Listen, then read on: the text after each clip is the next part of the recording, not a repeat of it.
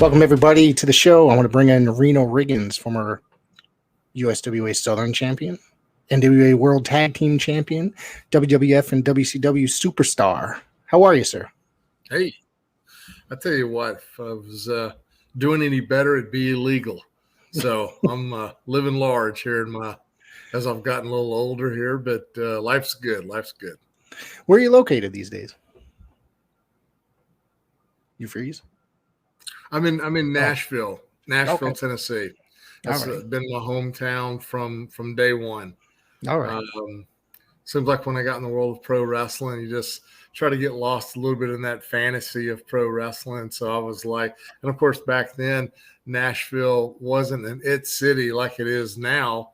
But I thought, we'll, kind of spice things up with a little glitz and glamour, and we'll go with Las Vegas. So that's how the Reno Riggins from Las Vegas, Nevada kind of came into play. So you were trained by the legendary Tojo Yamamoto. How did you hook up with Tojo and going forward? Oh my goodness.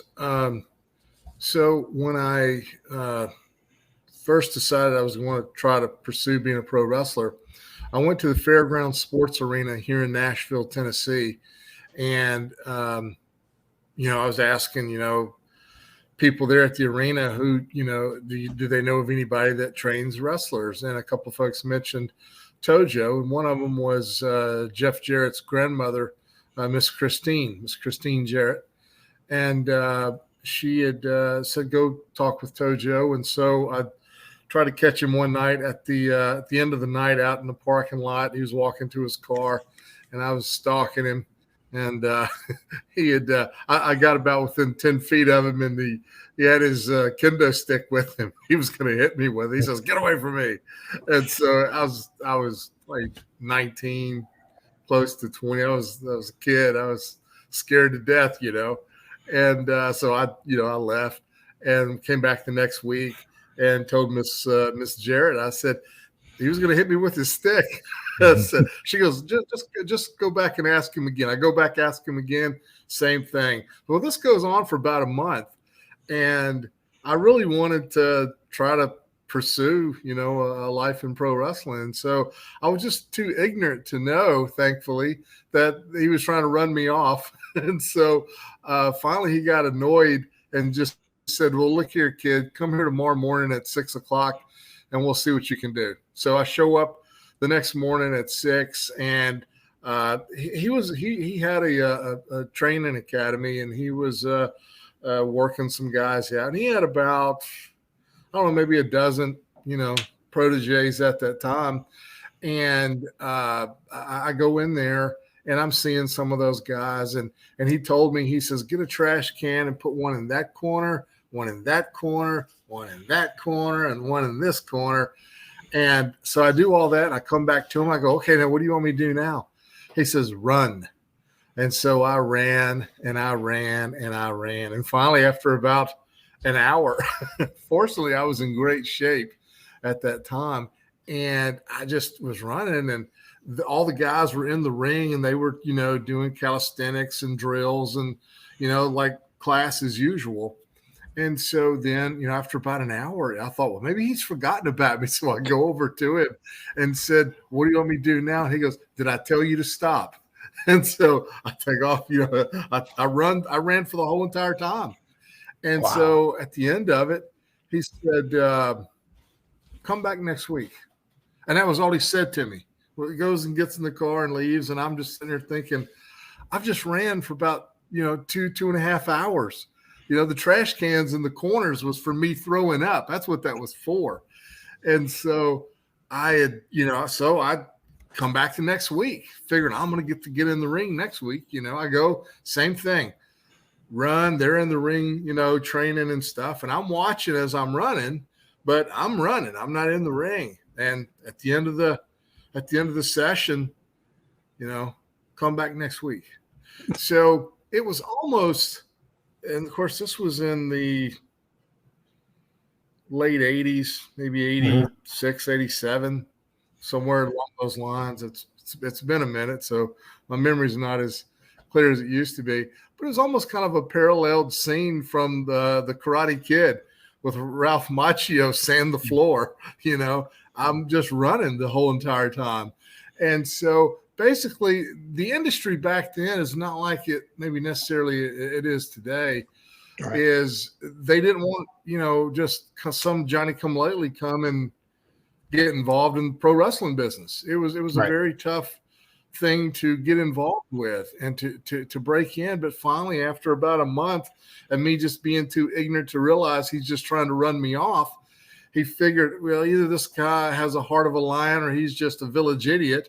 But either way, he keeps running and coming back. So I've got to see what I can do about maybe putting him in the ring and see what he can do. So finally after that fourth, and I was kind of thinking, I don't, you know, all I do is run. I don't, you know. And so finally at the end of that last day that I ran, he asked me, he said, do you want to quit? And I told him, I says, well, to be honest, I said, it's getting kind of boring. You know, I says, although I'm getting in great shape. He goes, come back next week and you'll get in the ring. And man, that was like someone had just, you know, lit a Roman candle under me. That was what I wanted to hear. And so after that week, we started training, and it was probably some of the toughest training that I'd ever been through in my life. I grew up multi-sport athlete, football, baseball, basketball, wrestling. You know, I mean, anything was a sport or a contest, I was involved with it. I grew up loving that my whole entire life, and I was a fair athlete. And so I thought, you know, I think I would really like to pursue this. And growing up, I was a wrestling fan. I enjoyed watching wrestling. So I watched the NFL, the NBA, the MLB. I watched all these things, you know, and just so happened that, you know, pro wrestling is just, it wasn't one of those things like I'm 12 years old and that's what I want to do when I grow up. When I got to, you know, late adolescence, 18, 19 years old, I was thinking, you know, I'd like to give this a shot, you know, while I'm still young. And my goal was from day one was to go to the WWF. You know, I always kind of knew, kind of in the back of my mind, you know, being, you know, 5'10", 220 pounds, that I was never going to be Hulk Hogan or cast in a role like those guys. I kind of felt like I was a little bit more not blessed with the big physical stature, but I was blessed with having, I felt, you know, really good athletic ability and maybe an ignorance not to give up. And so I just tried to stick with it. And fortunately, Tojo saw maybe a little something in me that he thought maybe this kid might have a chance of making a career of this. So that's a little bit of it in a nutshell right there, kind of giving you the abbreviated version. What was your first match like, and do you remember it at all, and who it was against down in that area?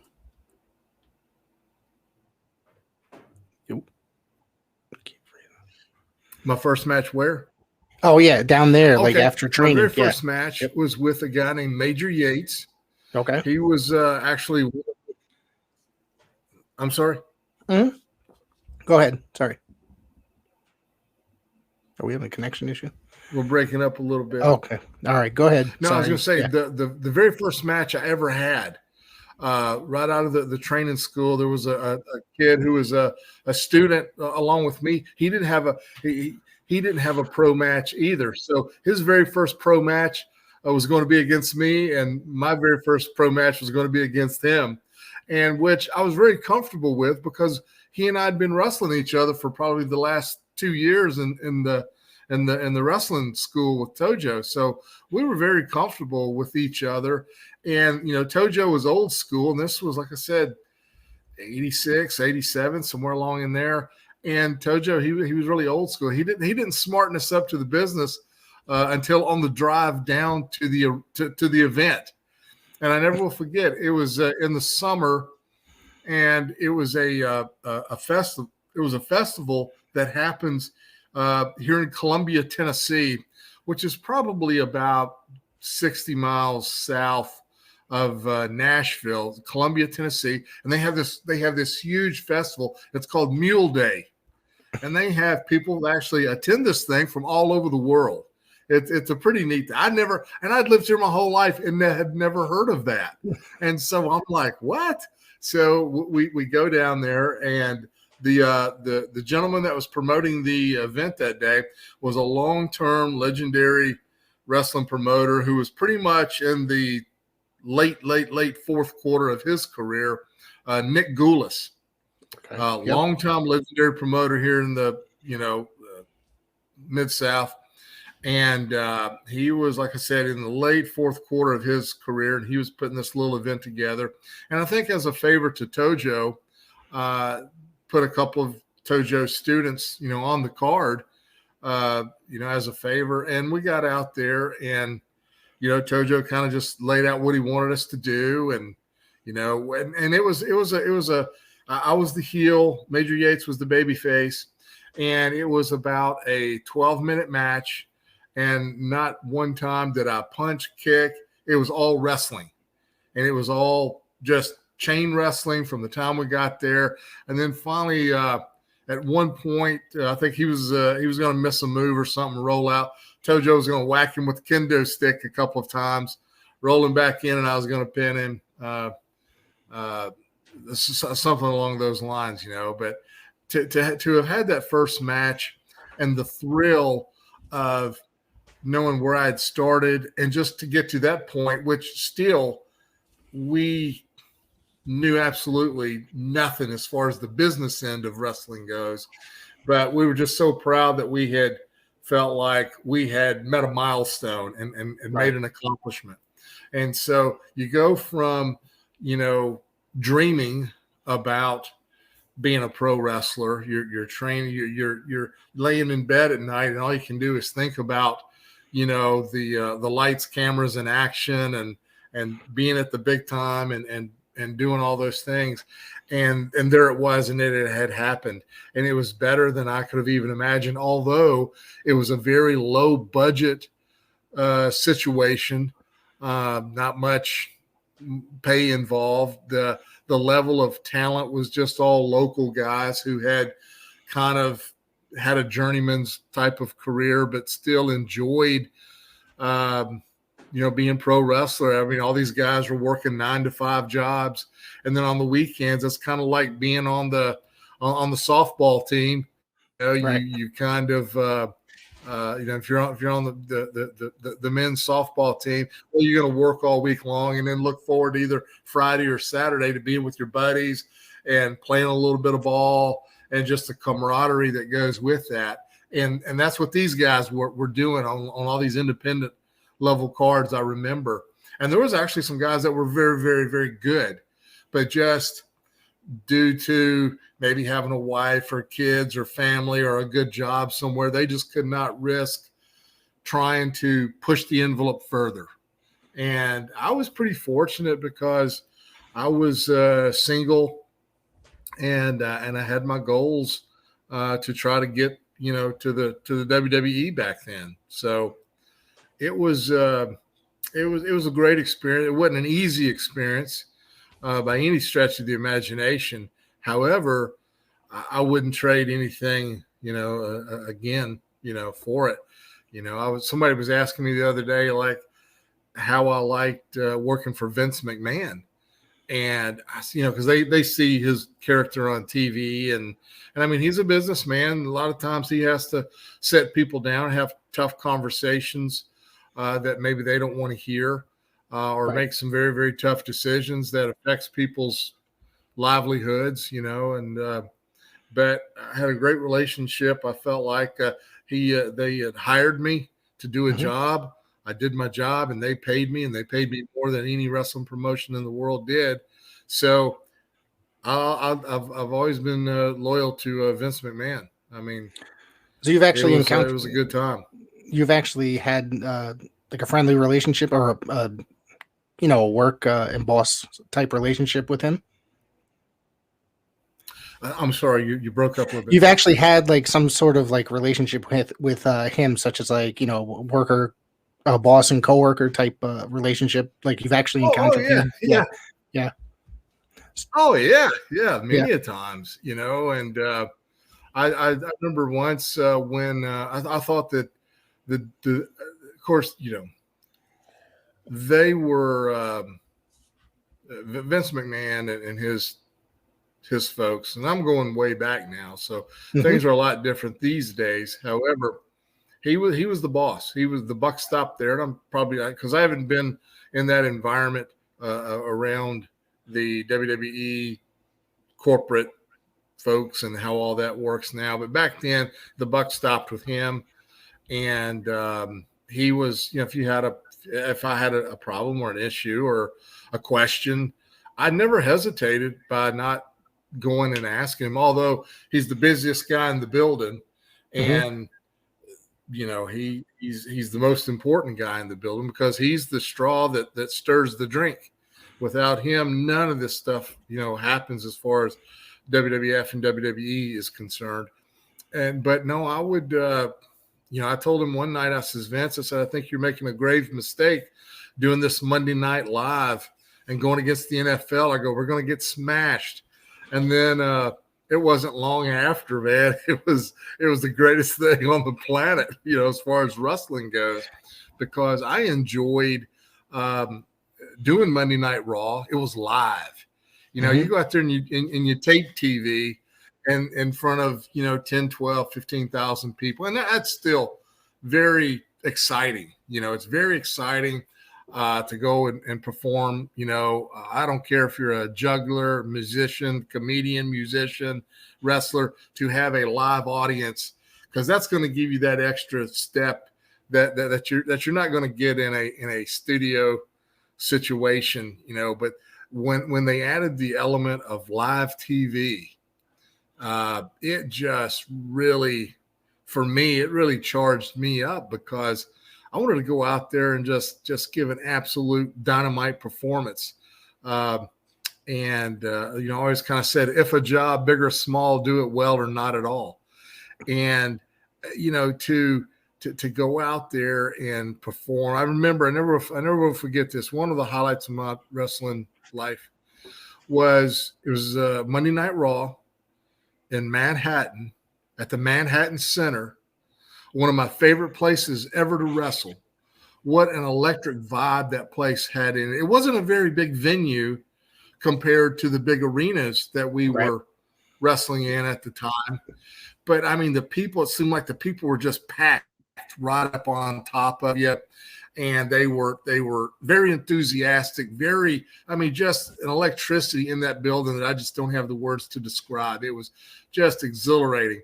And I wrestled Tatanka on Monday Night Raw in that environment. And I felt like he and I got out there and we just tore the house down and had a really good, solid match. And just leaving out of there that night, in the back of my mind, I thought, man, tonight was a very, very special night as far as my personal journey was heading. So I just remembered Monday Night Raw. So I told Vince, I says, Vince, after I'd been on Raw a couple of times, and I felt like gave really good performances, I go, Vince, I said, I got a new idea for the show. He goes, what is it? I says, we need to change the name to Monday Night Riggins.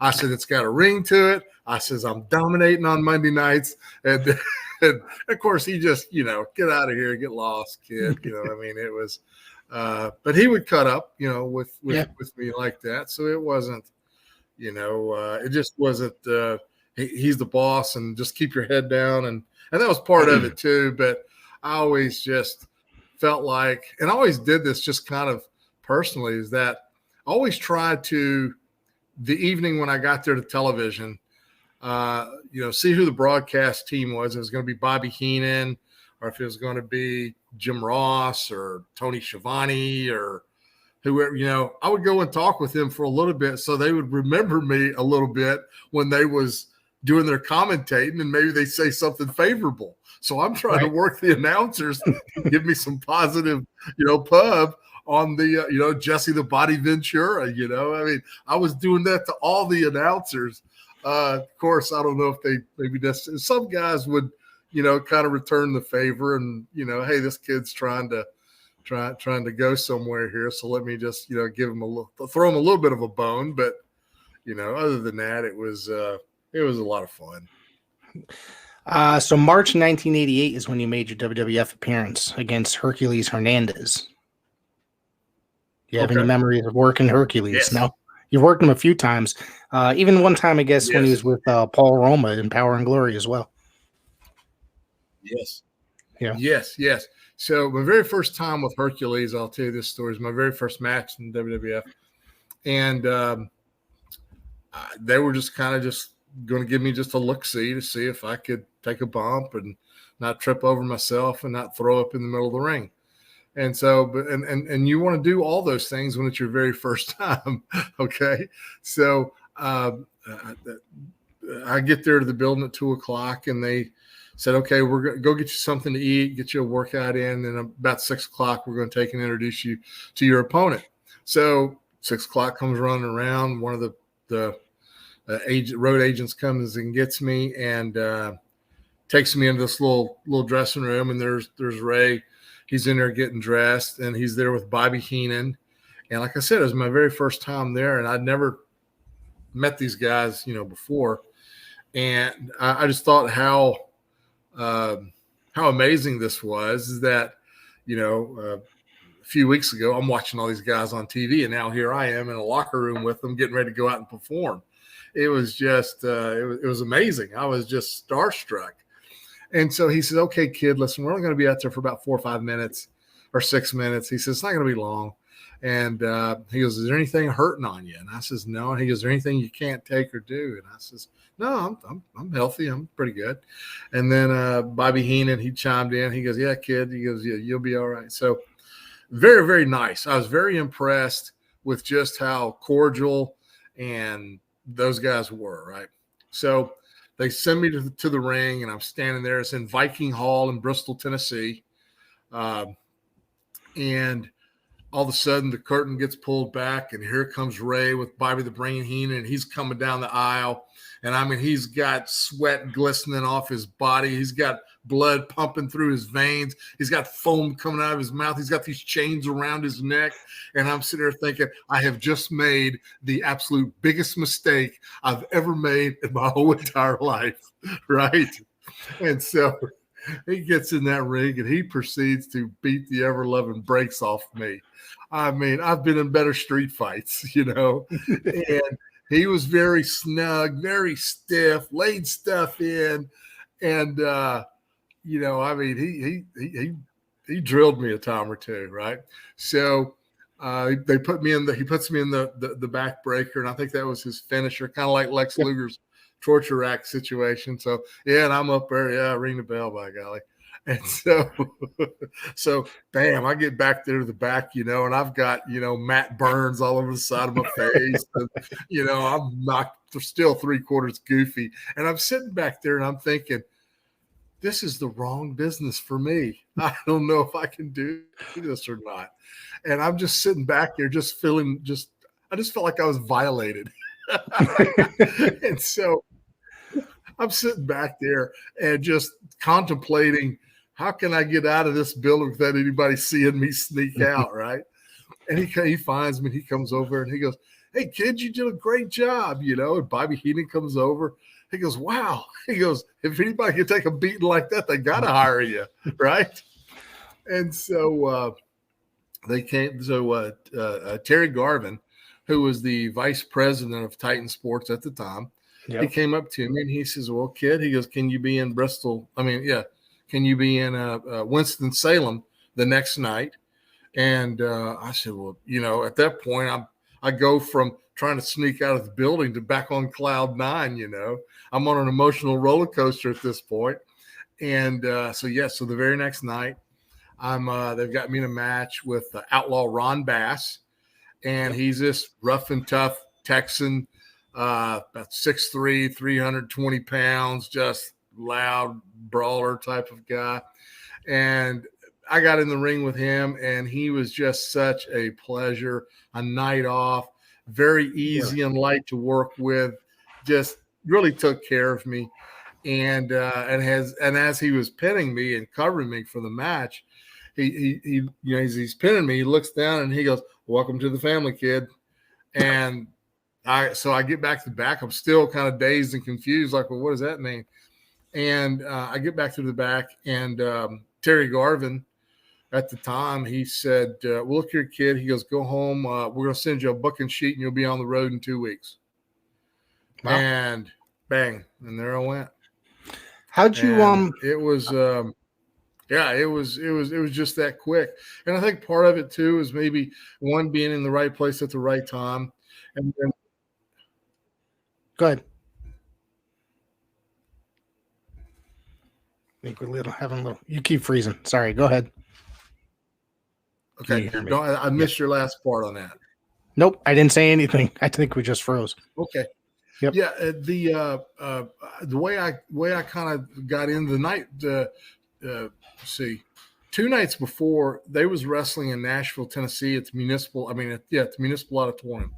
And I was working with my dad. My dad has an auto paint and body shop here in Nashville. And so I was working with him all day. And I said, look, can I cut our hair a little early today? I'm going to run home, take a shower. And I'm going to throw on a suit and take my portfolio of pictures down there. And I'm going to go talk to Vince McMahon about getting a job. And, of course, you know, I think my dad, you know, he probably didn't have much faith in me at that time, you know, but he didn't want to steal my dream either. You know, he's always been very supportive. So is my mom. And so I had went down there, and I go to the back door where all the wrestlers are coming in at, and I get booted. I get kicked out.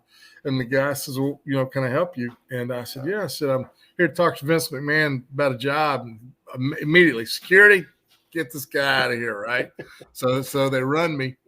And so I go back, and I'm sitting in my truck, and I'm dejected, and I'm done, you know, felt like I've just wasted the last couple of years of trying to learn how to be a wrestler. And it's just very tough. I mean, because you want it so bad. I mean, you eat, breathe, sleep.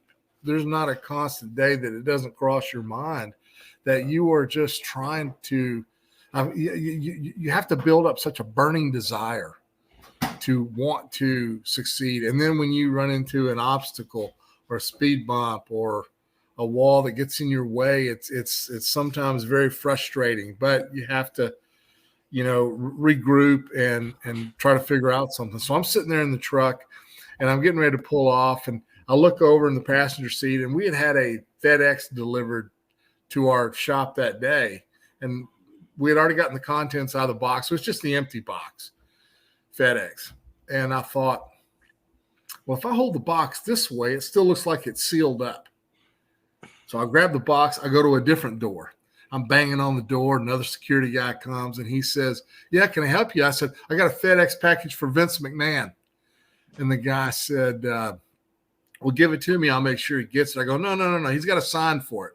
So here I am in a suit, no clipboard. I've just got this box that I'm trying to keep from this guy realizing it's already been opened. And he looks at me, looks at the box, and goes, all right, well, come on in. You know, and so I learned right then and there, if you kind of look like you know what you're doing backstage and you've got on a suit, no one really ever questions you too much. So I get back there, I ditch the box, and now I'm on the hunt for Vince McMahon, right? And so I go and ask this guy, hey, who do I need to talk to about getting a job? He goes, I go see this guy. And then I see this guy. He goes, no, go over and see that guy. Then go see this. So finally I'm standing there like I've done talked to 3 or 4 people. And I'm like, nobody knows nothing around here, right? So this one guy comes up to me and he says, hey, can I help you with something? I says, yes, sir. I said, I'm here to talk to Vince McMahon about getting a job. He says, well, what do you do? And I was insulted. I said, well, I'm a wrestler. And he says, oh, okay.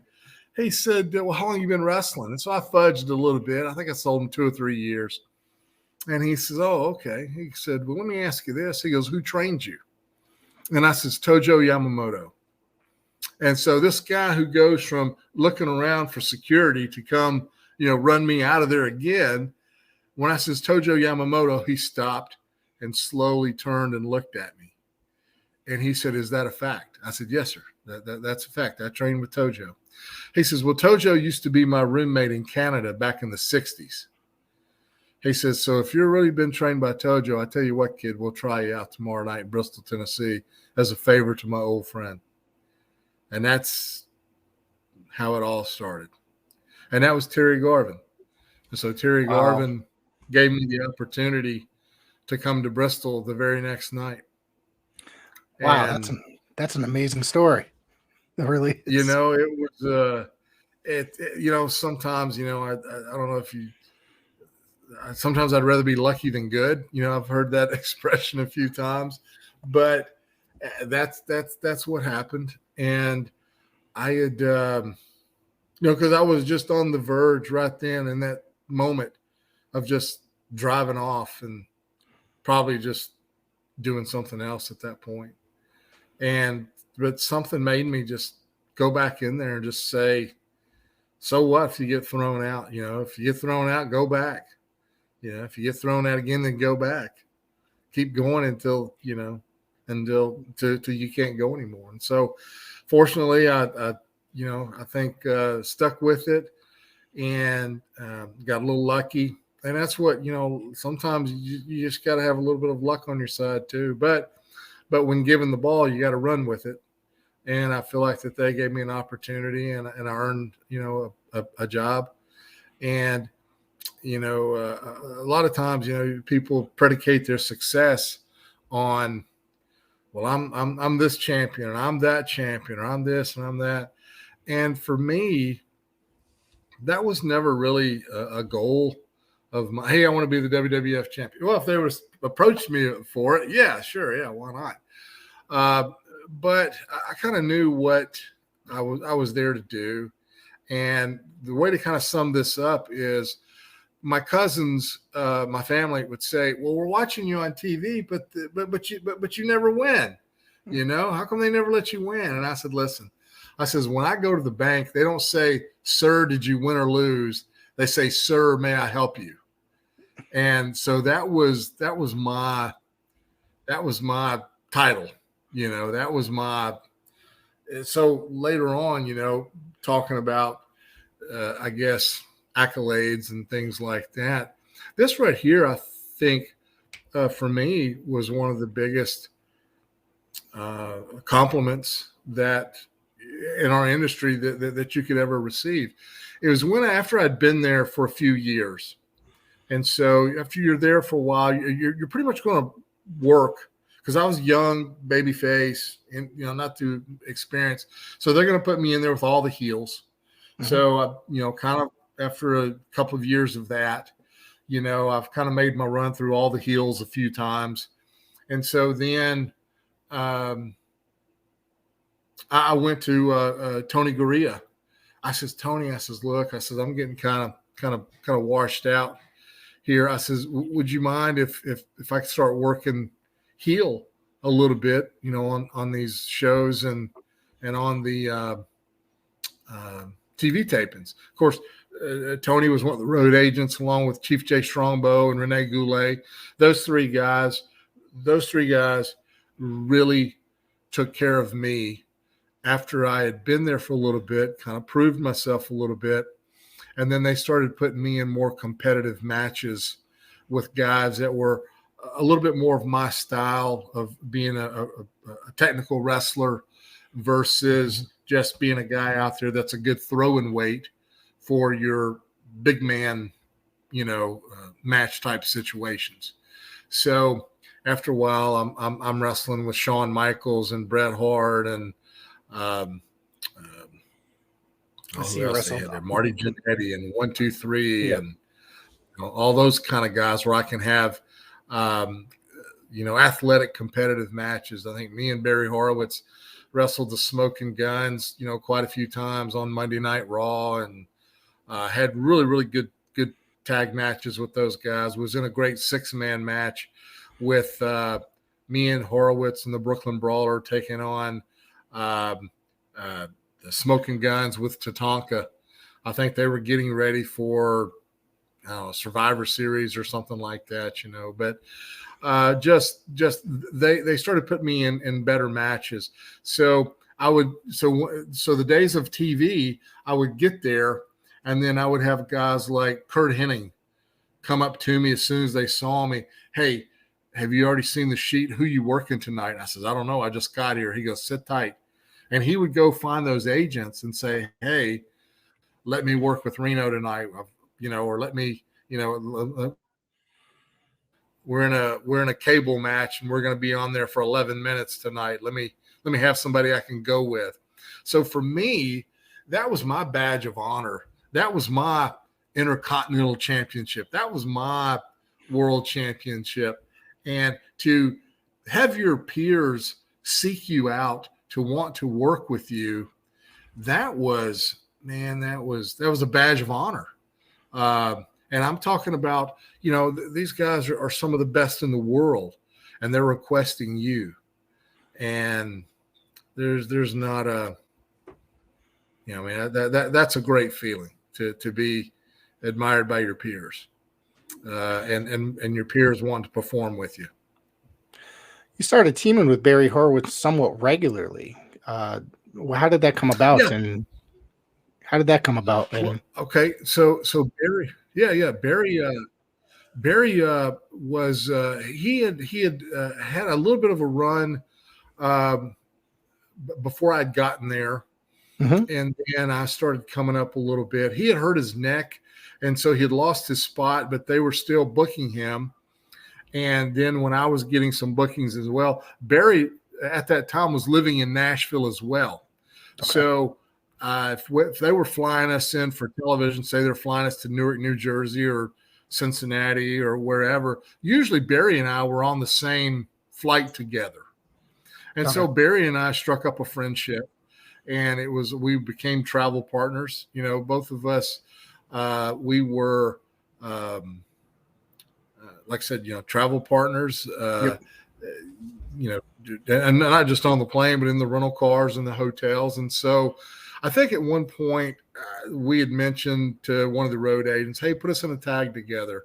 Let's see how that goes. And because I knew Barry's level, I knew his skill level, he knew my skill level. And I thought we can, have a nice little team here, because the thing that I didn't want to do was to be in matches where you've got this new guy coming in and he's a big, like some new guy that they've brought in, and he's a big muscle guy, very limited athletically, but looks like $1 million. And I thought, I don't want to be in those types of matches, because a guy like that, maybe not on purpose, but accidentally could hurt me. And then if I'm injured and you don't perform, you don't get paid. And so I just wanted to stay healthy, stay on the booking sheet.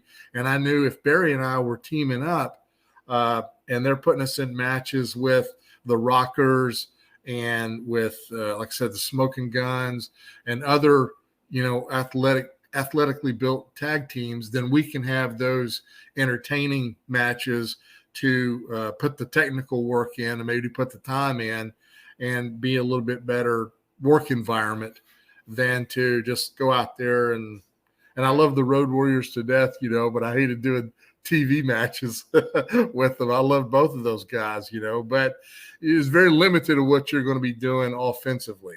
So with that being said, that's kind of what my personal motivation was with me and Barry teaming up like that. Barry was actually one of my first guests 3 years ago, and he had so many great, amazing stories. He was such a super nice guy to talk to the whole time. He said he'd only do a half an hour. We went an hour and a half. So yeah. I mean, here's the thing. He give you the shirt off his back. And he was a great travel partner. He was a guy that I never had to worry about leaving my wallet or watch on the nightstand. He was a guy that we're going to get the rental car. We're probably going to go get us something to eat. We're going to go find a gym. We're going to go to the building. We're going to do our business. We're going to leave the building. We're going to eat again and go back to the hotel. And I'm not going to be out to 3-4 in the morning trying to get up and catch a 6 o'clock flight. I mean, it was pretty structured when we traveled together, and that was fine with me, because I'm trying to pursue a career, and I would see a lot of older guys that were a little bit miserable because, I mean, you're on the road, you're missing your families, a lot of those guys had kids, which I didn't at the time. So I saw how miserable they were. And, sometimes they're looking for an escape, or they're looking for something to occupy their time. But I just want to be a wrestler.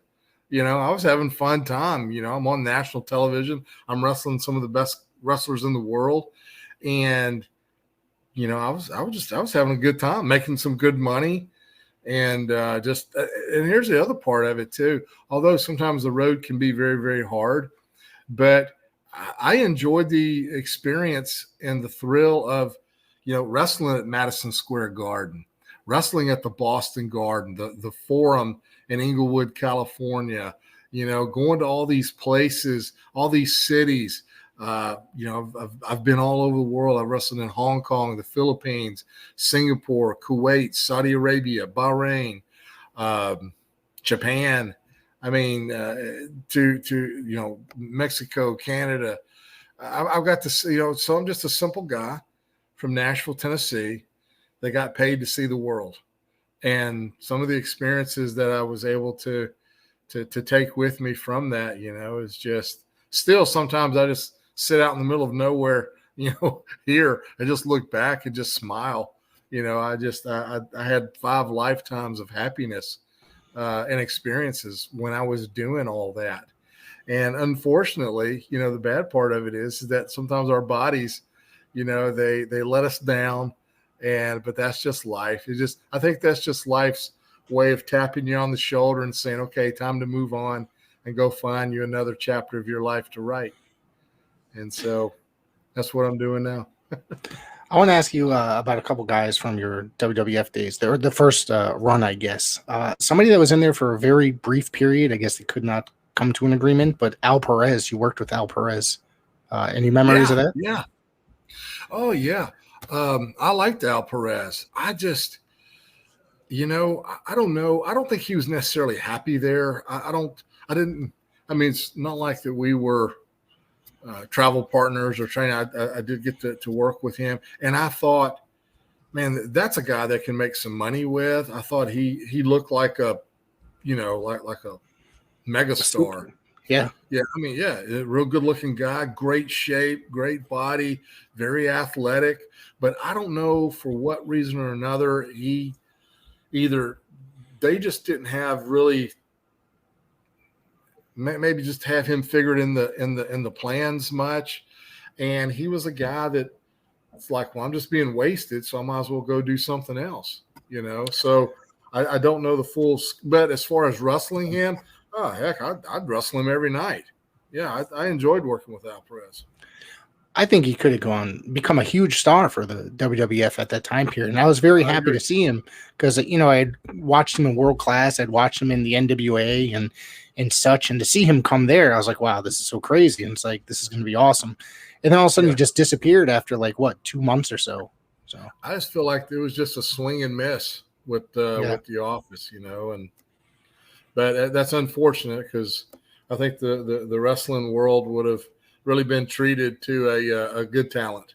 Absolutely. What about Ron Garvin? Ron Garvin? Ron Garvin. Oh, Rugged Ronnie Garvin. Rugged Ronnie Garvin. That's right. Yeah. Hands of Stone. Yeah. Loved Ron Garvin. I worked with him on numerous house shows and television and traveled for a little bit. So about the first 2 weeks, so they fly me so they said, go home, kid. In 2 weeks, we're going to send you a booking sheet, and bang. So the first place they flew me into was St. Louis. We are wrestling in Cape Girardeau, Missouri that night. So I land at the airport. They says, when you land, go get your rental car and drive to Cape Girardeau, Missouri. I said, okay. So 19 or 20 years old. I land, I go to the rental car counter, and they won't rent me a car. It had to be 25, 24 back then. I think that's still the case. You got to be over a certain, it's like 25 now, I think. But I was, I said, they wouldn't rent me a car. So here I am, first day on the job. You want to talk about, having a panic attack, and I'm at the airport. So I'm not too worldly at this point. I've probably been outside my state maybe twice in my life to this point. So I called the WWF office. I still got that number memorized, 203-352-8606. And that was because back then you had to remember numbers. Yep. Like nowadays, someone said, "Hey, give me your son's phone number," and I don't even know his number. I gotta, look it up. Programmed. Yeah. Yeah, it's a program. I know his name. I just punch his name that rings his name. But back then you had to remember phone numbers. So, yep. So I called them, and they says, "Well, hey, look, go to gate 12. Terry Taylor and Ron Garvin's going to be coming off the plane. Tell them who you are, and get in the car with them and ride with them." Right. So they come off the plane, and I said, I go up to Ron Garvin. I said, "Mr. Garvin, how you doing? My name's Reno Riggins." So he's expecting to sign something. He thinks I'm there to ask him for his autograph, right? It's funny now, but it wasn't too funny then. I said, "No, sir." I said, "Sir," I says, "I'm on the card tonight." And I says, "They won't rent me a car." And he looks at me, he goes, "Well, what do you want me to do about it?" I says, "I called the office. The office asked if I could ride with you and Terry to the town, And he looks at me and he goes, "Do you have a driver's license?" I said, "Yes, sir. I got a driver's license. They just won't rent me the car." He said, he looks over at Terry and he goes, "Well, we've got our driver for the next 2 weeks." So, hey, I get in the car with them and I'm driving them everywhere, which you sit there and you look back on it, and you go, man, that's a great education, because I'm driving and they're talking and they're, talking business, and I'm learning business. And so that was, once again, kind of just accidentally fell into that. But, talking about Ron Garvin, I enjoyed working with him. He worked a little snug, Yep. You're going to know he's there, And I'm young. I didn't care. I was just so excited to be there and just doing it, just right. out there doing it, And I enjoyed working with Terry Taylor as well. I felt I still to this day have a lot of admiration for Terry Taylor.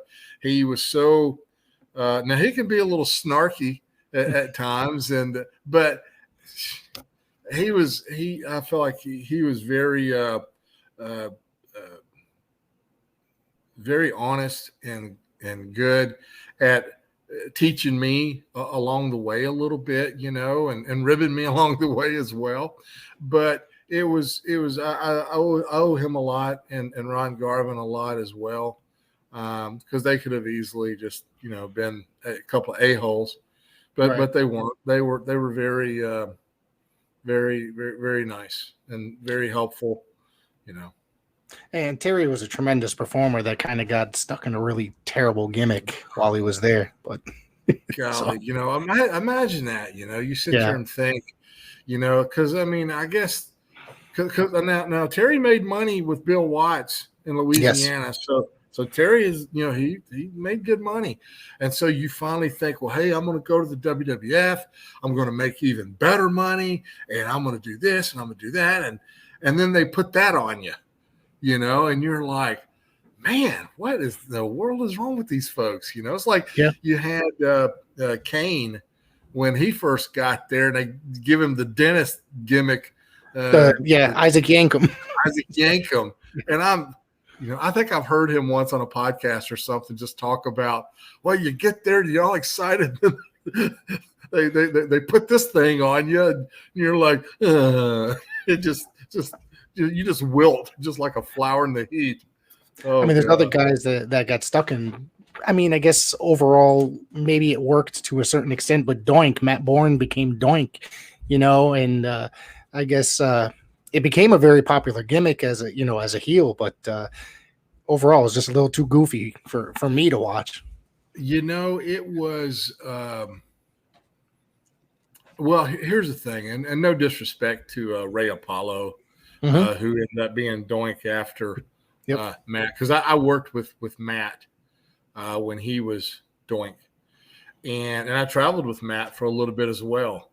And there was like when Doink first kind of came on the scene, it's this goofy clown and stuff, and then has the dark side. Well, art imitates life a little. Matt was that way. I mean, 1 minute you're having a beer or two and you're sitting there and you're having, good conversation. Then the next minute, what are you looking at? And I mean, he's kind of like in that Joe Pesci scene in Goodfellas, how am I funny? It would turn on you like that, Wow. And so just to kind of know Matt a little bit that way, and then in that character, it was, to be honest, it was spookier than what actually people really know. and love Matt to death, but I felt like that was I didn't care for the babyface version of that character. I think you needed to have a dark, sinister back story for that type of character in order to try to give it some credibility, I guess is what I'm trying to say. But it was, and here's the thing, talking about credibility. Growing up, and even when I was at WWF, I always enjoyed Georgia Championship Wrestling or WCW, and I enjoyed it when the Crockett's had it because it was treated more like a legitimate sport, or at least that's how it's portrayed on TV to the fans, as a legitimate sport. Although WWF was kind of more of the over-the-top characters, it's a lot of hoopla. It's hard to, for me, for what I enjoyed watching as a fan, I always enjoyed, like I said, the competition aspect of sports. And WWF for me just didn't have that. Although I was working for that company, it was for me not as enjoyable to watch as a fan as NWA or Crockett's promotion or WCW early on. The WCW or NWA, whichever, they were putting on, I guess it seemed like you said, portrayed as a sport and a competitive sport, where WWF was the more show. You know what I mean? It was about the bright lights and about the characters, as opposed to two guys in the ring putting on just a tremendous wrestling match. Yes. And I felt like, I mean, my heart leaned towards the wrestling matches of the Rock and Roll Express versus the Midnight Express, or Arn Anderson and Tully Blanchard, taking on the Fantastics, or something of that nature, or, Flair and Steamboat types of matches versus, Akeem versus Earthquake. Right. And I love both of those guys too, so I don't mean to discredit them. But it was just the style of wrestling that I liked. And then later on, probably a decade or so later, they finally started going with the more of the athletic guys, your Chris Jerichos, your Eddie Guerreros, your Dean Malenkos, your Chris Benoits, and which I found to be far more entertaining to watch as a fan versus just the. I kind of think like the WWF treated their wrestling events like the circus. Okay, and follow me on this for a second. So the circus has a lot of different things for a lot of different people. It's a variety show. You have the clowns, that come out. Of course, they had Doink the Clown. They had the Bushwhackers, Outback Jack, all of your, Hillbilly Jim, all your lighthearted characters kind of fit with, here come the clowns, right? And then you had the high trap, the trapeze act, your Shawn Michaels and a couple of your high flyers. Not a whole lot of that though. And then, what does everybody want to see? Everybody wants to see the elephants. And they want to see, basically they want to sit down front, see how big the elephants are. And once again, when I say these things, I'm not saying this to discredit or knock somebody. I wished I was as big as these guys. But, how big is Earthquake? How big was Andre the Giant or Big John Studd or Giant Gonzalez or all these guys that were – when you saw them walk to the ring, you were like, holy mackerel, how can a human being be this big? I remember the first time I ever saw Andre the Giant. I saw him as a kid once, but then I saw him as a full-grown adult man. And I saw him walking in, and it was as if my eyes were playing tricks on me. I just could not believe a human could be that big. And I've seen basketball players 7 foot, and they're usually tall with long arms and long legs, and they're tall and lean and almost like a stick, figure. But Andre is like me, but being 7'4" and 500 pounds. He was proportionate, like a normal guy. He didn't have the super long arms like a basketball player. They were long. Don't get me wrong, but it was just one of the most amazing people that remarkable that I had ever seen. And I don't know if my vocabulary does it justice, and he was a very, very nice, he was always nice to me. So, but that's part of the thing that I feel like the WWF did to, they're bringing the circus to town. They're bringing a little something, for everybody, whereas I think the NWA or Georgia Championship Wrestling was more of that competition based. You're going to see somebody get busted open tonight, or hopefully you see somebody get busted open tonight. You're going to see some personal issues. You're going to see 2 guys that absolutely hate each other's guts, and they're going to get in the ring and they're going to settle it tonight in the Omni, And so that was that turned my key, because growing up here in Nashville, we had wrestling from Memphis and at the Nashville Fairgrounds Sports Arena. So growing up as a kid, I got to see a boatload of Jackie Fargo, Jerry the King Lawler in his prime, Bill Dundee, Dutch Mantel, Austin Idol, the fabulous one, Steve Keirn and Stan Lane taking on the Sheep Herders, which was Luke and Jeffrey Boyd. Luke and Butch. I'm trying to think, because there were several different members. Sometimes they would swap them out. Yeah. I'm trying to think of what the other guys, because I literally this morning saw a picture of the original lineup. Yes. So. And so, yeah, and you're going to see those guys you're going to see some blood and guts. You're going to see an issue. You're going to see a fight. And that's what, here in the Nashville Fairgrounds Sports Arena, I think Jerry Jarrett kind of coined the phrase, personal issues sells tickets. And I love that, Jerry Jarrett, he's a very, very smart guy as well. I have a lot of admiration for him as well. But just seeing, those types of guys and the issues, some of the some of the battles that they would have kind of reminded me of Georgia Championship Wrestling and the guys down there. It was like I said, it was more of a competition base, more of a personal issue base versus the WWF being a over the top situation. In 1990, you ended up in WCW. So how did that come about? Okay. So WCW, my bookings with WWF started tapering off a little bit. They were scaling some things back, I believe, and having some budget cuts at that time. And so they were still booking me. However, I was free to do as many independents as I could.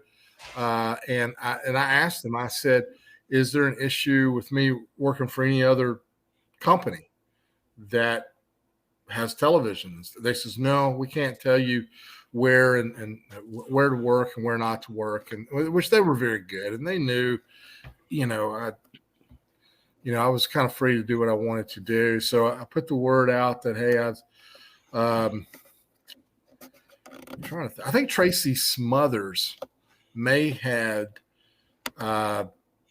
was because I think he was working for WCW at the time. Yep. And said, hey, because he didn't live very far from me either. He was in Springfield, Tennessee, and and I think Barry around maybe a little bit after I got in there. I may have gotten WCW before he did. I'm a little fuzzy on that. It's around the same time. Yeah. Yeah, because I remember us taking trips down there together, me, Barry, and Tracy Smothers. We would drive from Nashville to Atlanta, which is about a 4-hour trip. It's not bad. We would, do all the TV down there for a couple of days and then come back home. So we were basically gone one night and taped 6 shows, and then come back home, which was very good and good money. And so I get there, and they take me back there to introduce me to the matchmaker, and it's a guy sitting at a table, and he says, hey, Reno, hey, glad to have you here tonight. Tracy tells us you're one heck of a worker, and we're going to put you with Flair tonight. Very first match in. So I was like, whoa, this done got real. So I'm like, all right, So they, come and get me maybe around 6:30, maybe 7 o'clock. Matches start at 7:30, I guess. Flair gets there, and they take me back there and introduce me to Flair. And they said, Reno, this is Ric Flair, and you're going to be working with him on the second match, or whatever the deal is, And I was surprised because Flair says, hey, Reno, nice to meet you. I hear you're a great worker. Looking forward to working with you. And, man, you want to talk about my stock just went up. I'm feeling pretty good about that. They even knew my name, right? Right. So they probably just told him 2 minutes before he got in the room, hey, you're going to work at Reno Riggins tonight. Oh, who's that? But anyway, he made me feel like $1 million, and that's really all that matters. Yep. So I'm on cloud 9. I'm going to go out there and try to jump from the rafters, for him. So we go out there, and I mean, he doesn't come to you and say, okay, well, we're going to do this, and this. He gets in there and he fills you out, and he knows. I mean, of course, he could work with a broomstick, so I didn't really have to do a whole lot. Right. But he gave me offense. He's chopping me in the corner, tells me to reverse him. I'm chopping him. He says, give me the big bill. I give him the bill, drop kick him, down he goes. And, a spot that he's done a million other times, but I got to do it with him. And that's a guy who's, on the Mount Rushmore of pro wrestling. And I can say, I've worked that guy, And so I felt like we had a decent little TV match. And then after that, it was, I'm working with the Midnight Express, or I'm working with Buddy Lee Parker, or I'm working with, all these different, the Tully and Arn. I'm getting to wrestle, all these guys that are their top, guys. And I was, I was just living the dream, glad to be there. And it was a great experience, even working, down there. Now, one of the things that I noticed was that their production was nowhere near the magnitude of WWF. It was just light and day difference. However, I liked it down there because their emphasis was on wrestling, right, and not necessarily. I enjoyed that, because I think one time they even. They was, trying to kill 10 or 12 minutes on one of their cable syndicated shows. So they took me and put us in a mixed tag match. It was me and Bambi taking on Scrap Iron Bill Ford and Peggy Lee Leather. And I remember that match. I remember that match very well. And I enjoyed working with that ensemble right there. That was a lot of fun, and I always enjoyed. because I had done a lot of independent cards with Bambi and Peggy Lee, on different independent shows as well. And they always worked really hard, and just it was easy. It was a lot of fun too, just to kind of be in that type of environment. Just something different out of the ordinary, and you just kind of roll with it. But no, it was, and they gave me a win on TV there, so it was a heck of a lot of fun. So I enjoyed my time there. So the weeks that I'd been going down there, I almost got off track here, but the point that I want to make was the guy that's setting up all the matches. He's this big, heavyset guy sitting at a table, and I just know him as Jody. And hey, Jody, how you doing? Who am I working with tonight? And yeah, okay, you're on. I have no idea who this guy is. It's Jody. This is Jody. He's the guy who puts the match together. So I grew up as a big fan of the Assassins. Yep. Jody Hamilton. So for some of your viewers out there that are watching, Jody Hamilton, the Assassin. I've never seen him without his hood, but the first time I ever meet him, I meet him without the hood. But I'm thinking his voice sounds very, very familiar, And so then finally, I think we're riding home, and I asked Tracy Smothers, I says, did that Jody guy ever wrestle? He seems like he knows what's going on. He goes, hey, you idiot. He goes, that's Jody Hamilton, the Assassin. And man, once I found that out, man, I was marking out, for him when I would go down there. And so then the next time I went, and I just looked at him, I go, say something, and I'd hear that voice, because I grew up enjoying listening to professional wrestling interviews and not promos. Right. There's a difference, and some of your audience may know what I'm talking about. They may not. I'll try to give a dime store education on this. But when you have a guy who's giving an interview, meaning you have someone out there like Gordon Soley, they're leading the interview. Well, you got a tough match coming up here with JYD next week, and he will. They're talking. They're telling the story of what is happening, and I felt like I love those a lot more than someone going out there and when I get you in the ring, I'm going to da-da-da this and da-da-da that. Because I felt like that doggone assassin, he just told the guy he's going to rip his head off. I believe he's going to rip his head off. And he did it in such a calm manner, and they had such a great vocabulary. It wasn't just some guy yelling and at the top of his lungs with spit flying out of his mouth. This is a guy that was in a calm, educated voice telling you what he was going to do to you and how it's going to go down. And it's kind of like when you're at home, and if your dad comes on and he's yelling at you and stuff like that, kind of goes in there one ear and out the other. But if he says, hey boy, come here a minute. When you hear that, you knew something, you knew you was in trouble then, So, so when you had a guy, when I would hear that, it would just trigger that in me thinking, oh my God, that guy's serious. He's really going to rip his head off, So I always enjoyed, Jody Hamilton, the Assassins, and the way that they, conducted their time on television, and just a big fan of theirs. And it was so funny because I was around him for like maybe about 3 or 4 months, and never knew who he was. That's great. I do want to ask you, could backtrack just a little bit about the match the mixed tag team match that you were just referencing. Yeah. So you guys took the victory. You and Bambi took the victory. You got the win on TV, which didn't happen too often. And were they putting you in line for like maybe a push or something? I mean, it was. I don't know. It was. Right. I think they just kind of just felt like I was doing a good job and just threw me a bone. Gotcha.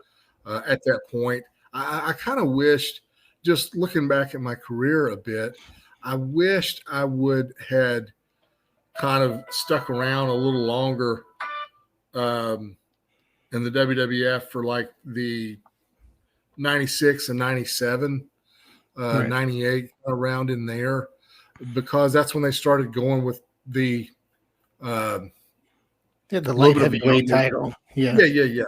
and I would have loved to have been a player in some of that. However, at the beginning of '95, I had left wrestling. I got married that year and took a year off, and and then kind of just really didn't know.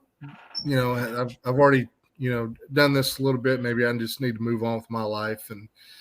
But I did that for about a year. Just kind of took a little time off, and then just said, you know what, I'm just going to work on the independent scene and just kind of work on my creative skills and do that. And so that's what I did, and ended up later on teaming with Stephen Dunn, who used to be part of Well Done, with Timothy Wells and Stephen Dunn. Stephen Dunn, which was Rex King. Yes. And Steve and I became friends back in around 93, 94 when him and Rex was doing the Well Done gimmick there in WWF. And we reconnected back in maybe 97. And we was working for a little small independent promotion here in Nashville for a promoter named Burt Prentice, Music City Wrestling. And we teamed up together. And I tell you, although I wasn't making nowhere near the money, I had pretty much creative control of what I wanted to do and who I worked with and things of that nature. And that was a lot of fun as well. And so then I think around either 98, Jim Cornette called us. He was working in the WWF office and said, hey, would you guys want to come up and do a tag match? And yeah, why wouldn't we? So we went up, and they were bringing in Jeff and Matt Hardy, which I had known Matt Hardy from his earlier time with WWF. He was, enhancement talent like everybody else. And so, I'd love to work with those guys. So they sent us out there, and we worked with them. And I don't know if it was I don't think it was Raw. I think it was I don't know. It was one of the syndicated Shotgun Saturday Night. Shotgun Saturday Night. Yeah. Okay. Yeah. And so we worked in a tag situation, and I mean, we didn't have much. As far as the match went for television time, I felt like a pretty good amount of time. And we went out there, and I felt like we had a very entertaining match, just for the first time that we had ever worked with those guys. And so I'm coming back from it feeling kind of confident, and a little bit of the conversation is that they might be looking for someone that they're going to push these Hardy Boys, and they might be looking for someone to work with them for a bit. And I felt like, man, we are golden here, because I enjoyed tag team wrestling, and so did Steve, and they're going to push these guys, and those guys are going to work extremely hard. So I was kind of under the impression that there's a good possibility that we're going to be working with these guys for a little bit. And we had that one match with them, and Jimmy, I felt like, was in our corner pushing a little bit as far as, hey, you got the decision makers. Hey, you guys make a decision on these guys. These guys are, they're gonna carry the mail for you. And for some reason, it just did not materialize. I don't know why, but I mean, not that I needed an explanation, because if I do that, then I'm trying to make logic of an illogical business, So I just, well, I was hopeful, but unfortunately, it didn't materialize. But I felt like we had good chemistry, and I felt like we could have had some really, really, really good matches with those guys, So yeah, it's just unfortunate and didn't work out for us, but What about your brief period in Global, working down at the Sportatorium? That was very brief. Yeah, I enjoyed. Yeah, I see that you wrestled Gary Young and Jeff Gaylord during your time there. So it must have been pretty brief. That's the only reference I could have found. Yeah, it was very brief. Yeah. And I enjoyed working Gary Young and Jeff Gaylord. He was a good guy too. Boy, that ring was hard. Oh my God, that ring was so hard. Global. And I mean, it was like somebody just slammed you on the floor. It knocked the wind out of me. And I was like, oh my God, it was horrible. Yeah, it was a very short, brief stint. I really don't have a whole lot of memories of it. It was one of those things I could, put another notch in my belt. I got to wrestle at the Sportatorium there in Dallas, Texas, which growing up, after, you get out of high school and every day at 3:00 on ESPN, the world-class championship wrestling from the world famous Sportatorium in Dallas, Texas. And then you're there and you look around and you go, man, what a dump this place is, but it's hallowed ground though. I mean, it was, of course, the magic of television makes a lot of things look a lot better maybe than they necessarily are. But just if those walls could talk, it's a lot of great memories in that building too. But I think when I got there, it was probably on the verge of getting knocked down anyway. But it was one of those things that I can, check off my list. I mean, I liked it. I enjoyed it. It was I mean, it was good. I mean, it wasn't, anything. I may have worked. Did I work with Eddie Gilbert down there too, or no? I do have. I think I worked with him. I have you here working with him in USWA. Oh yeah, enjoyed working Eddie. Eddie was good. Brian Christopher. Well, you won great match. You won the Southern title from Brian Christopher. So in August of '92, you want to tell us about that? Yeah. They brought me in, and I thought, maybe at that point it was kind of time to start developing my character, a little bit of character, but just do something a little bit different, have more of an opportunity to develop or transition into a different type of wrestler. And so I was very fortunate that Brian Christopher was young. I'm young. He liked to wrestle a lot, and I like to wrestle a lot. So we were a marriage. As far as in ring goes, we were enjoyed each other's time because Brian worked hard.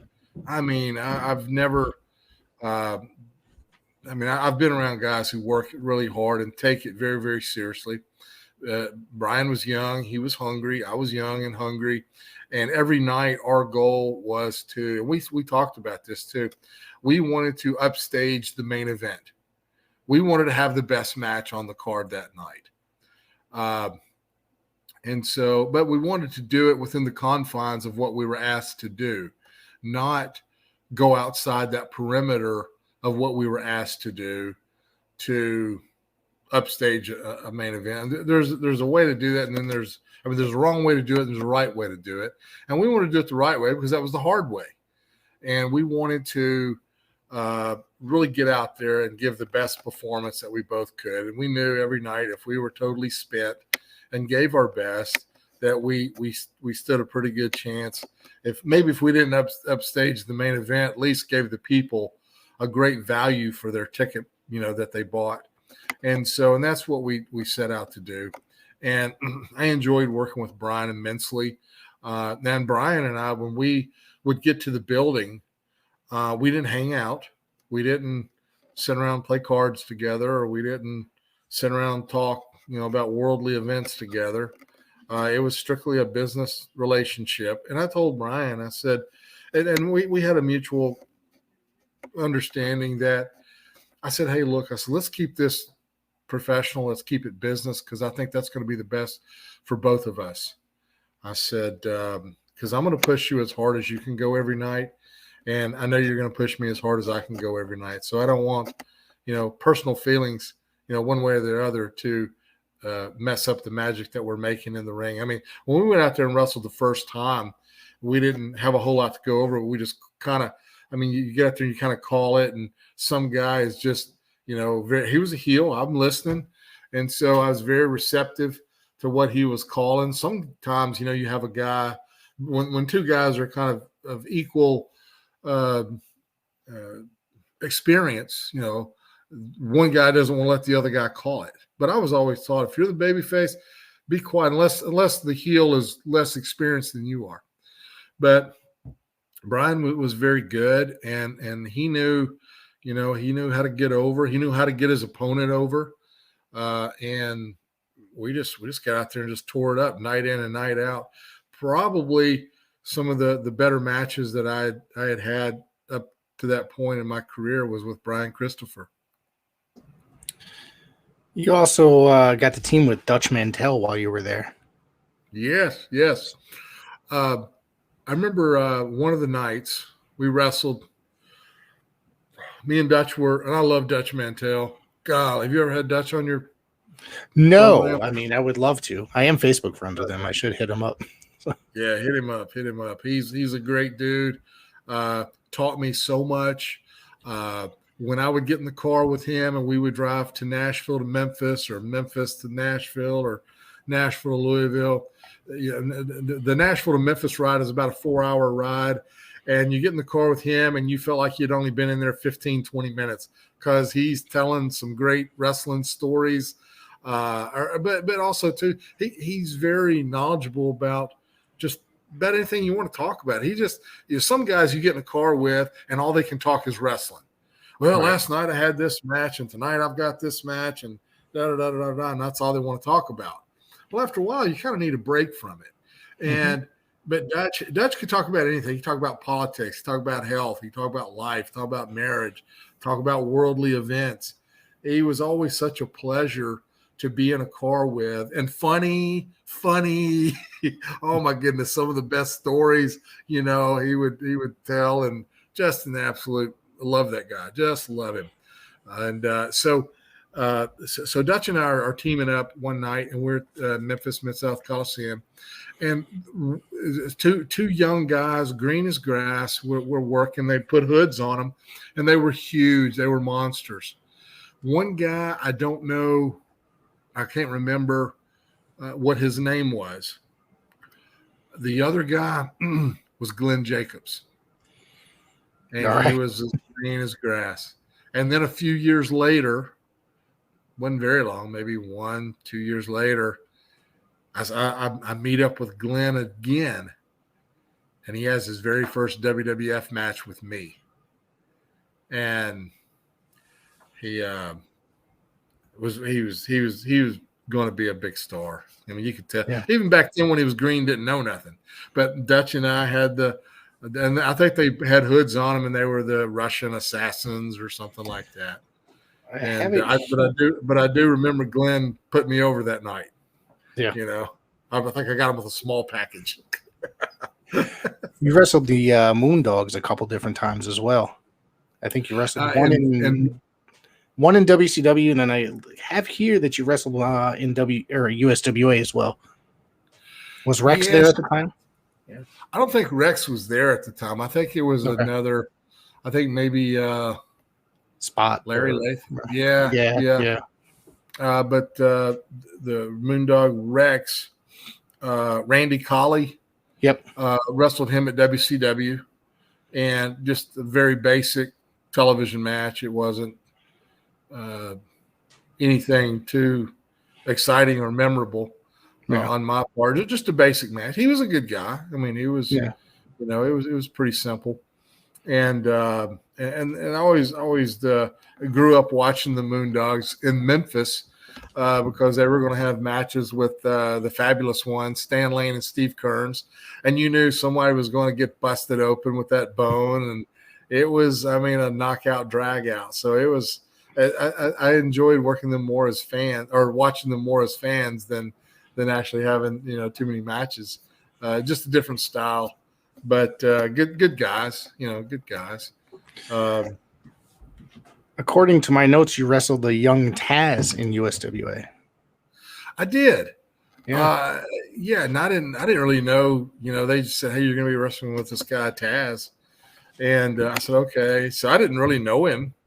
And I wrestled him, and he wanted to so like every other thing, he wanted to suplex. Like, want to suplex here, suplex there, suplex there. And I finally grabbed him and suplexed him a time or two. I said, calm down, man. I said, I've been working 30 nights in a row. And I think he was only there for like one night. And then I mean, he was a good dude, and Yeah. you know he was going to be talented. But I was like, golly, I was tired. I don't want to be suplexed 30 different ways that night. Then he had a brief stop in Smoky Mountain in '93. I did. I enjoyed that. I credit Dutch Mantel and Jim Cornette for reaching out to me and asking me to come and be a little bit of a part of that. And Tracy Smothers, another great guy who was in my corner, plugging that I, get to be on the roster there for a little bit there. And I enjoyed that. One of my highlights, two. I had two highlights there. One was had a great, I felt like a very competitive television match with Tracy Smothers. Mm-hmm. He went above and beyond, making me look like I knew what I was doing out there. Tremendous performer. Great. Very performer. much so. And he could go. And I had a match with one of my guys, one of my idols that I looked up to and I got to work with was Mr. Wonderful, Paul Orndorff. And he was so helpful in the back as far as, kind of coaching you along. He'd watch my match and, hey, I like what you did here. However, when you go into this, then you want to set that up with this. He was very helpful and very, just a great guy. I'll tell you a quick story about Paul Orndorff that I saw one night when he was at Smoky Mountain. And here's a guy who has been on, the very, very top, in the main event, the first ever WrestleMania. I mean, on top of the wrestling world. And here he is in Smoky Mountain Wrestling. I think we're maybe in Johnson City or Bristol or one of these, places. And of course, it was a territorial, smaller promotion. So the money was, wasn't like he was making in WWF or WCW. However, we were wrestling. I was wrestling Adam Bomb. He was the Night Stalker then, and but he was. I'm wrestling him. But Paul Orndorff laid there on the floor before his match with like 102-degree temperature. I mean, he was sick. He got dressed, was laying there, and just felt absolutely miserable. And I'm sitting there, can I get you anything? No, just. And when they said, okay, you got about 5 minutes, before they're going to ring the bell to start your match. And he got up and he put on that face and he got himself stretched out and he went out there and gave a great performance, came back, took a shower, and felt absolutely horrible. However, he was a pro, an absolute pro. He could have easily, hey, Jimmy, I'm sick. I can't go on tonight. But he didn't want to let his friend down. And I just got to see how tough Mr. Wonderful really was with that right there. So just a little inside what I witnessed there behind the magic curtain of pro wrestling. Not every night you feel like a world-class athlete, but you still have to go out there and perform and give the people their money's worth. And I felt like Paul Orndorff, he did just that. So I was still, big admirer of his and what a tremendous career he had. Oh yeah, amazing wrestler. Like you said, he was at the top, and he's been everywhere. So he was a great wrestler. All right, we've covered almost everything. We're almost done here. I'll leave you alone. No. I'm enjoying it. So he ended up winning the NWA World Tag Team titles in Saudi Arabia in 2000. Yes. How'd this come about? Yes. Okay. So me and my partner, Stephen Dunn, took a overseas booking with the World Wrestling Alliance, WWA. It was a Okay. company out of, I want to say, the Carolinas, Okay. owned by Slim Balcom. Sounds And familiar. so he had a small territorial area over there, and he was a businessman, and ended up getting a government contract to provide entertainment to the troops overseas. So paid really, really. I remember I said, Steve, where we plan on going to go wrestle at? He goes, well, we're going to go to Kuwait and Saudi Arabia and Bahrain and maybe Seoul, Korea, and a few other, Diego Garcia out in the middle of the Indian Ocean and a few other places. And I said, okay. I said, what kind of money are we talking? I says, because, those places aren't very safe. And the money was, I guess the money was good enough because we went and did it. And we had such a great time. Ricky Morton, Robert Gibson was on the tour. The Bushwhackers were on the tour. Sergeant Craig Pittman was on the tour. Jackie Fulton was on the tour. Chuck Coates, Ricky Nelson. Off the top of my head, I'm just trying to remember guys that were there was a guy that was out of the Carolinas. What was his name? Mako. And I don't know if that guy ever really, he looked like $1 million. Yeah. He was just maybe like 6 foot, 300 pounds, and there was no fat on him. But it was a great group of guys. We had a lot of fun, and we're wrestling Ricky Morton and Robert Gibson. I think they were the NWA World Title at the time. I think, yeah. Yeah. And so they was kind enough to do us the favor and slipped it on us one night. I think there was 4 tag teams in this tour. So we were kind of just rotating the belt around a little bit. And, but it was, although my career, is where I guess I'm most known for the mass audiences was with my time with WWF early on in my career. However, I've on more of the smaller circuits, we were featured in a lot of title situations or guys that you're trying to hopefully draw you a little bit of money with. And that was great. And plus, too, I got to wrestle 2 of my idols, Ricky Morton and Robert Gibson, which I had wrestled them up to that point quite a few times, traveled with those guys quite a bit, and love both of them so much because they were always so good to me and just a lot of fun to be around. And eventually you became part of, was it All-Star Wrestling? Oh, crap, I got the name here. Was it Showtime All-Star Wrestling? Showtime All-Star Wrestling. But before I did that, back in '99, I had a little project that we did. It was called Main Event Championship Wrestling. Okay. And we had, if you go on YouTube, you might be able to pull up some of the clips. We had a pretty good little roster. We had Tatanka, Yokozuna, the Bushwhackers, Stan Lane, Honky Tonk Man, Dutch Mantel, Tommy Rogers, Wolfie D, and the JC Ice of PG-13. Yep. They were there. The Pit Bulls from ECW was there. One Man Gang had come in and did a couple of shots for us.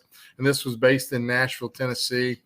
And basically we had like 6 months to try to get a television show syndicated. And we were on the local NBC affiliate on Sunday nights at like 11 o'clock. And it was a really slick show, and we had a little bit of money behind us and just could not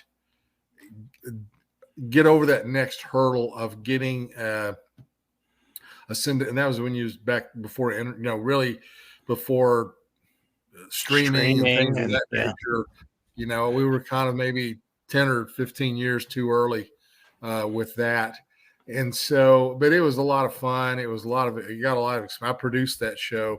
So always, tell your listeners to go out and try to look for some tapes on that, and you'll be, I mean, it's some good stuff. It was some good Chris Champion, I remember.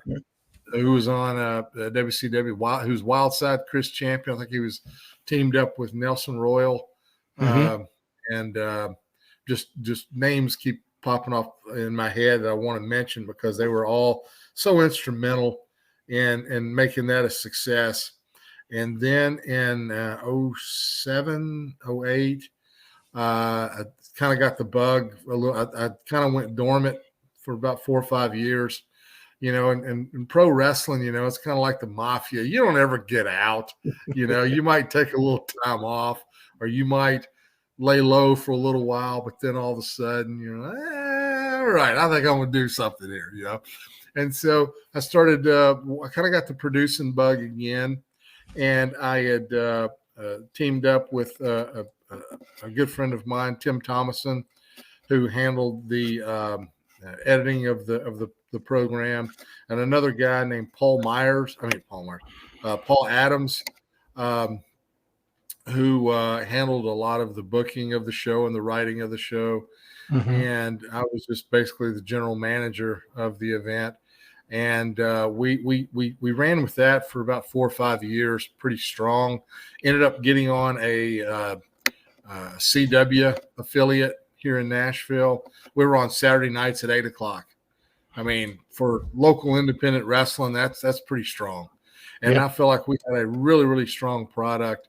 And, if I tell people what I actually put that show together for, they're going to say, "Oh, you're lying. There's no way you could do that."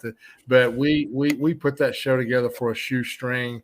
And, and we weren't trying to rival, WWE or all these super. I thought, let's do the opposite of that. I go, we're not going to fill up a 10,000 seat arena. We're not going to fill up a 2,000 seat arena. So let's go back to old studio style wrestling, where basically you got to have 100, 200 people in a building and create that live atmosphere that, of course, the Manhattan Center had. Of course, that holds a few people there, but I wanted to create that live electricity in a small venue. And so that's what we did. And we just kept growing and growing and growing with it. And we ended up having a few events at the Nashville Fairgrounds Sports Arena and sold it out every time we were there. And it was one of those things where it was a kind of a pet project, and I got to be behind the camera, which I actually found out at that point in my life I enjoyed a lot more than being in front of the camera. Was being behind and directing and giving advice to young guys, and hey, this is what we're trying to get accomplished in this match. You might want to try this or try that. And so all the experiences that I'd learned through the years from so many different wrestlers that had so many different backgrounds and so many different experiences, that I was able to draw a little bit of this and a little bit of that. And I'll take something over here from Rip Rogers, and then I'll take something from Bobby Heenan, and then I'll take something from a good friend of mine named George Weingroff, who used to be one of the owners of ICW, So, excuse me. So I was able to pull from my experiences. Tojo taught me this, or Jerry Lawler showed me that, or, me and Brian did this one night, so I was able to try to help these guys further their career or their experience, because not everybody that gets into pro wrestling wants to go wrestle at the WWF. I we're talking to some of these younger guys. They were like, no, I don't care a thing about going there. I just want to try to do it here locally and be the best that I can be. And it took me a little bit to try to come to grips with that, but I was like, you know what? They're right. Be you. You get. I mean, everybody gets in this business for different reasons. Not everybody's got to get in the business to try to go to the top. Get in it to be the best you can be. And then, just a few years ago, I learned something from Crimson, who used to work for Impact Wrestling. He was running a little wrestling school up in Clarksville, and he would have people there, and I would be like, how come you have this guy here? He's never going to be a pro wrestler. Or why do you have this girl here? She's never going to. He goes, you know what? He goes, some of these folks, they know that when they come here. And I'm still scratching my head like, why would they do that? And he goes, well, some people, maybe they realize they're not going to be a wrestler, but they might be a pretty good ring announcer. Or they're not going to be a wrestler, but they might be a pretty good valet. Or, hey, they're not going to be a wrestler, but they're pretty good in admin and going to help the events run, And so not everybody's going to be a wrestler, but it takes more than just wrestlers to make an independent wrestling show go. And these people come and try to get in where they fit in. And I just thought that is magical. I mean, a light went off, in my head. And I was just like, because I came up in the era of people trying to run you out of the business, trying to run you off. They don't want you in this business. Get away from here. And so it was just such a breath of fresh air to learn that and be taught that. And you learn, that you always learn something in this business. That's what makes it, one, so magical and so much fun. And it was and doing that Showtime All-Star Wrestling, we called it SAW, SAW, Showtime All-Star Wrestling. And if your listeners are want to look that up, I'm sure they can find it on YouTube somewhere. Yep, I've seen it. We actually had some pretty good young talent on that. I've seen it. It was a really good show. You guys had a guy, was it Flynn Hendricks there, or Dyron Flynn there at one point? Did you ever have him there? Probably so. We've had, like I said, we ran for 5 or 6 years, and we had so many guys come through there. After a while, Yeah, he was a student of Tony Falk, Cowboy Tony. Okay, yeah. And I know Tony was involved with you guys as well. And I had him on my podcast, Flynn, and we talked a lot about the SAW. So, good, yeah. And I remember Main Event Championship Wrestling. I had a bunch of the tapes. I bought them online one day back in the day. So good. Yeah, it was a good product. I thought it was like you said, it was a shame that it didn't get picked up and get out there.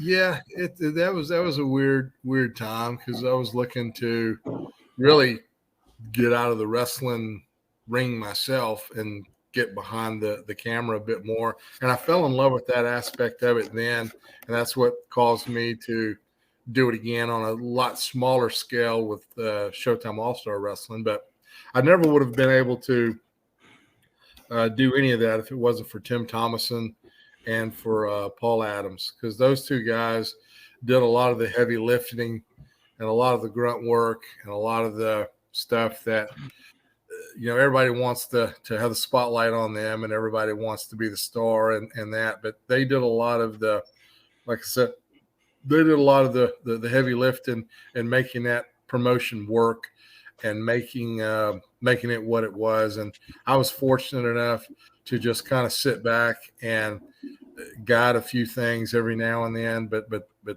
it wasn't for them, that project would have never gotten off the ground. The name Paul Adams is slightly familiar. Was he a manager at one point in the business? If maybe it's not the same guy. I know it's kind of a relatively common name. Yes. He was? Yes, he was a manager. Okay. Yeah, he was a manager, and he's from New York. That's why I remember he worked up here quite a bit. He came out and he always had the. Yep. Okay, yeah. All right. He came out and he had a white towel. And everybody called him Towel Boy. Yeah, he worked up here quite a bit. And we actually. Go ahead. Sorry. Yeah. And we had did a SAW reunion event back in October of last year at the Nashville Troubadour Theater, and it was sold out. We had a tremendous response, and we were looking to do a couple of more events, and just a couple of things contractually kind of got sideways, and I thought, you know what, I'm enjoying my life now away from the wrestling business. I don't want to get involved with anything that's going to stress me out or take me away from my business or my family. So I thought, you know what, it was fun for that one night, but I'm just going to just let it rest. And I've got my belly full of wrestling in my. So with having a full belly of wrestling, I thought I enjoyed that night, and it was a lot of fun. Got to see a lot of old faces. Great experience, but I think in this business you always learn to never say never. So I won't say that, but it'll be a few years before I ever do anything like that again. Well, I want to say thank you for doing this and coming on. Is there anything else you'd like to throw out there before we say goodbye?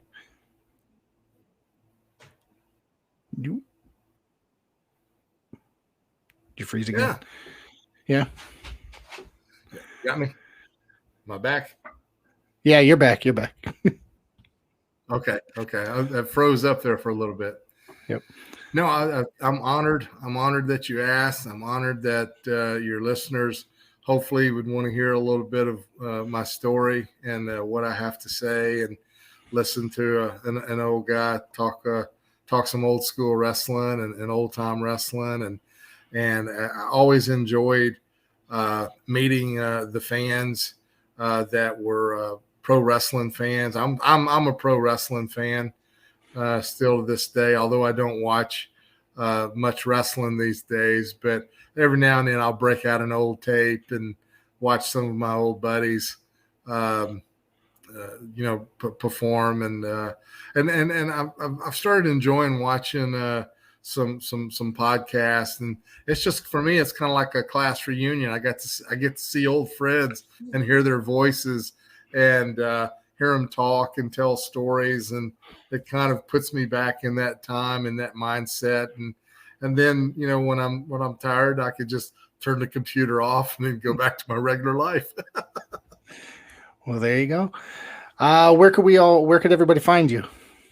Well, I tell you what, right now I've got an action figure that's been launched this month.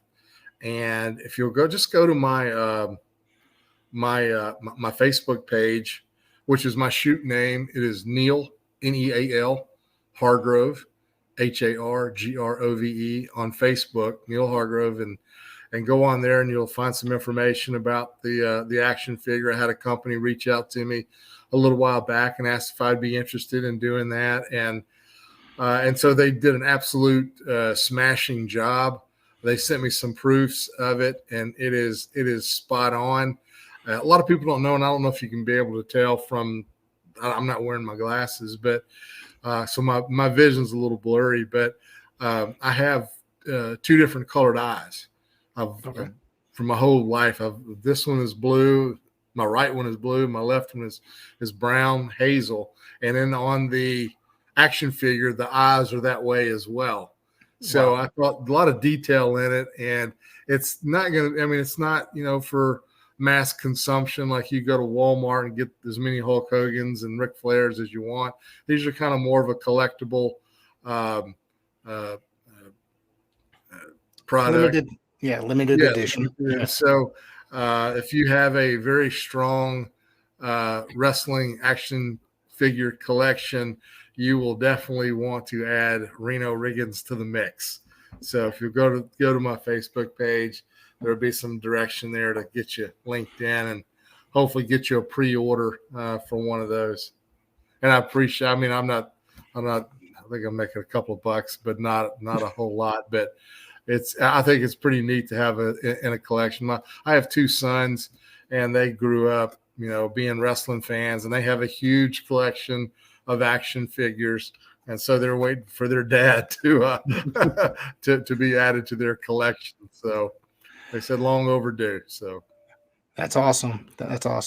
Congratulations on that. I'm gonna have to go and order one. So I want to thank you very much. Yeah. I want to thank you very much for doing this. I had a lot of fun talking to you, and you're gonna have to come back sometime. Please, anytime you want me, just let me know, and we'll knock out some good wrestling stories and experiences, and because I've got tons of them and had great experiences. And it's very flattering to be asked to come on and do something like this. I enjoy it.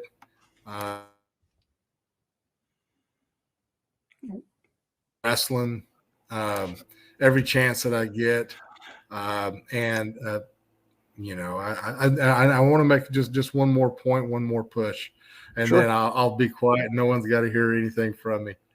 But I got asked the other day about the WWE Hall of Fame, and the thing that, or at least the point that I would like to make is, I see where they have, because I don't really keep up with today's who's who and what's what or any of that type of stuff. My Hall of Fame was the best wrestlers in the world, guys that are in the Hall of Fame, came to me and wanted to have their TV match with me.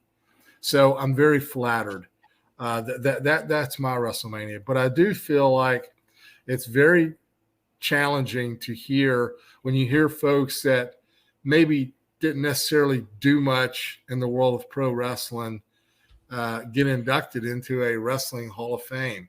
And the way that I will compare this is when you have guys that are movie stars. Let's just say you go to the movies and you watch Rocky and Sylvester Stallone wins Academy Award for the Best Actor. Well, did he win that Best Actor by himself, or did he have a supporting cast? So Apollo Creed would naturally, he did the job for Rocky. He should be, best supporting actor, And so I kind of feel like guys, I'm not saying that to toot my horn, but I'm saying, guys like Barry Horowitz, guys like Iron Mike Sharp, the Brooklyn Brawler, guys like that who, sacrificed a good portion of their careers to further the benefit of the team, get passed over and looked over. I'm not saying, I feel like that there should be some type of mention or notoriety for those types of guys, because we're nobody beat anybody in this business. So it's not on merit, I mean, what is being judged is on performance. Well, Dino Bravo, which he probably could have picked me up and slammed me over his head if he wanted to, but he didn't without me helping him. Ultimate Warrior's not picking nobody up and press slamming them without them helping. Right. So I feel like those Hall of Fame, and there's a lot of guys that do deserve, and I don't mean to slight them or anything like that, but I'm just saying that there should be a mention for the guys that I'd mentioned, because they week in and week out, they did a great job and helped those guys look maybe better than some of them really actually are. It's amazing that you say that. That's my 2 cents on that. I'm hoping that gets. Yeah. Well, it's funny that you say that. Now, before we some of the guys that you're referring to are actually probably better wrestlers than the actual guys that they're putting over. That's the other thing, like actual legit wrestlers. Well, here's the thing. Yeah, after I was there for a few years, I was put in a position to where when a guy would come in and basically get his tryout match, he was placed with either me or Barry Horowitz. That was, we probably dominated 100% of when a guy came in, they had their tryout matches with us. And then at the end of the match, or we would come to the back, and the road agent, and sometimes even Vince, and they would ask, how was it? What do you think? And so I kind of, at that point, feel like, I guess our opinion really matters because they're coming and asking for it. And so maybe, and I feel like, in the role that Barry and I was in, I know we were paid quite a bit more than the other guys that were there to do that same job. So we created some value for ourselves in that company. And so, like I said, Glenn Jacobs, very first match was with me. Adam Baum, very first matches with me. Duke the Dumpster, very first matches with me. And I probably could go on and on. That a lot of those guys, when their very first match came, and there were some guys that came and had their very first match with me and weren't there, didn't make it, they didn't get to have a cup of coffee. They were like, okay, we'll call you. Yeah. And so sometimes that would happen. But, but like I said, I feel like it's kind of long overdue at this point. Barry Horowitz, Iron Mike are the first two guys. Steve Lombardi, he was a lifer there. I think he worked there 30 years or something. I don't know. I know. He was a fixture when I already had. Speaking of first matches there, tryout matches and whatnot, did you work with Tom Brandi for his tryout match? Or am I mistaken? I worked with Tom Brandi, but I don't know if I was his very first match or not. Possibly could have been. I like Tom Brandi. I liked him. Yeah. Good guy. Yeah. All right. I wanted to say thank you once again. And like I said, we're going to have to do this again. I had a lot of fun speaking with you, and I'm sure we can do another 2 hours. So. Oh, easily. Yeah. Thanks for having me.